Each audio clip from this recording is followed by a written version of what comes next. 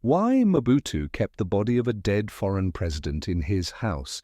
In the annals of African political history, few stories are as strange, symbolic, and darkly fascinating as that of President Mobutu Sese Seko of Zaire, now the Democratic Republic of the Congo, secretly keeping the corpse of a foreign head of state, Rwanda's former president, Juvenal Habyarimana, in a private mausoleum in his ancestral village.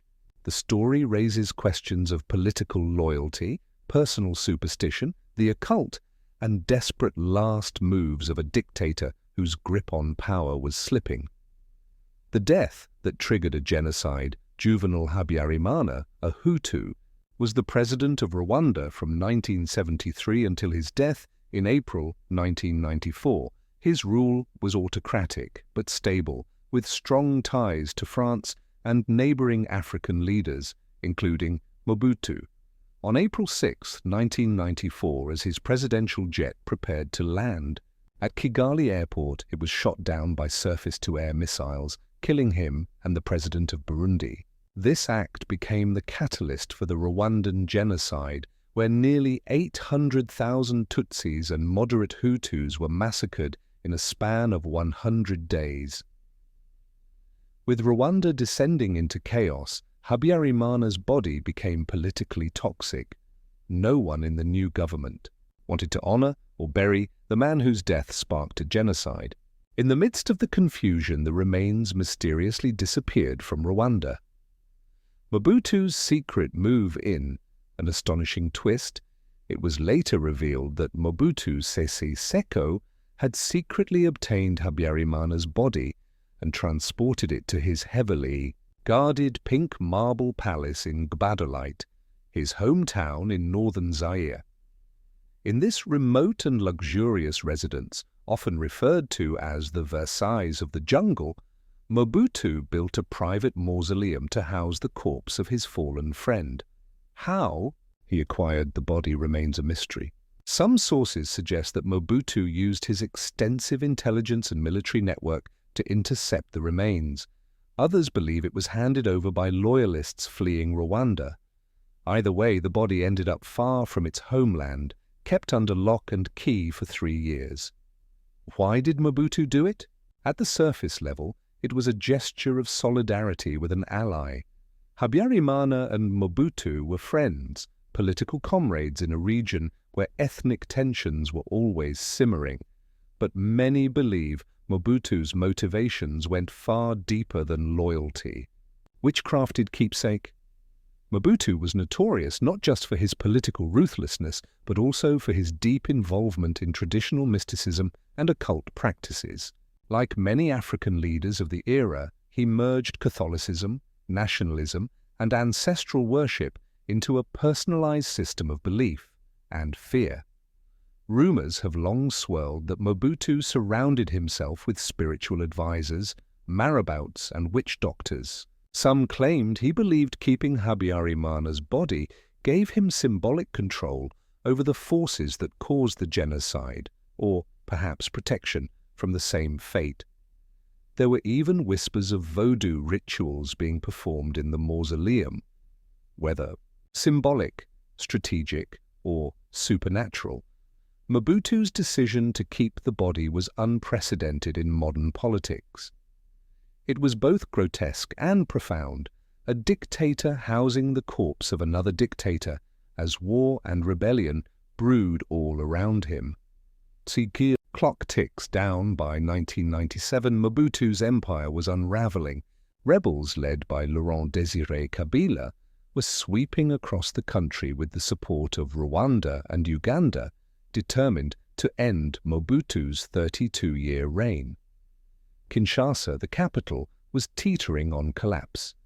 Mobutu had retreated to Gbadolite, clinging to power in his palatial stronghold and still keeping the body of Habyarimana with him. With rebels approaching, Habyarimana's family grew nervous. They contacted Mobutu, urging him to return the body for proper burial. Mobutu promised to fly the remains back to Rwanda. But either he underestimated how quickly the rebels were advancing, or he never intended to follow through. Time was running out. Realizing that he was on the brink of being overthrown, Mobutu had the body secretly exhumed from the mausoleum and flown to Kinshasa, hoping to get it out of Gbadolite before the rebels could seize and possibly desecrate it. A body trapped in limbo, but by the time the plane landed at Kinshasa's airport, the city was already in disarray. Rebels were at the gates, government officials were fleeing, and the airport was nearly abandoned. Habyarimana's body remained stuck in the cargo hold for 3 days as the situation deteriorated further. The pilots fled, fearing for their lives. A single presidential guard stayed behind to watch over the corpse. Frantic calls were made to high-ranking officials, but few answered. The capital was collapsing, faced with no viable option for burial or return, and fearing that the advancing rebels might discover and desecrate the body, a drastic decision was made: cremation. Mobutu's last act. Mobutu, still in contact with his loyalists from his hideout, agreed to the cremation, but only under very specific conditions. He insisted that it be done with full ceremony and spiritual care. At his request, a Hindu priest was summoned to lead the ritual. In the early hours of the morning, the body of Juvenal Habyarimana was burned in Kinshasa.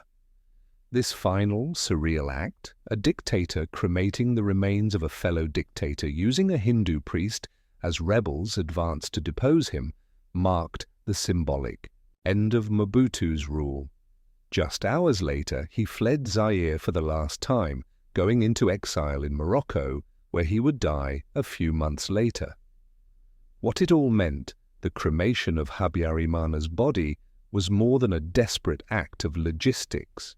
It was the final chapter in a dark web of political alliances, ethnic conflict, and personal mysticism.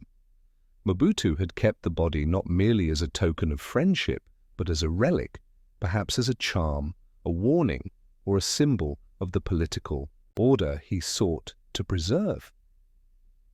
Some have argued that Mobutu's obsession with the corpse was rooted in fear of betrayal, of chaos, of the supernatural consequences of ignoring ancestral spirits.